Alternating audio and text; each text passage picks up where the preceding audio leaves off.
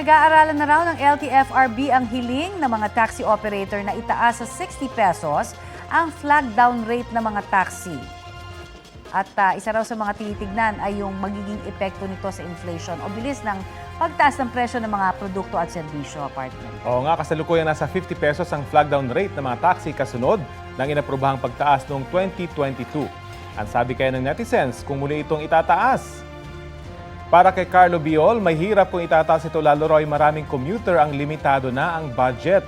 Dapat daw ay maipaliwanag ito ng maayos kung sakaling ipatutupad ang pagtaas ng singil. Payag naman si Romy Rivera dahil kawawa naman daw ang mga taxi driver na anay matagal nang nagdurusa sa mababang pamasahe.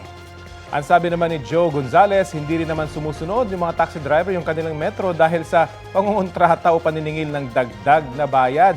Mga kapuso, makisali po sa aming online talakayan sa iba't ibang issue. Kung may nais din kayo maibalita sa inyong lugar, mag-PM na sa Facebook page ng Balitang Halik.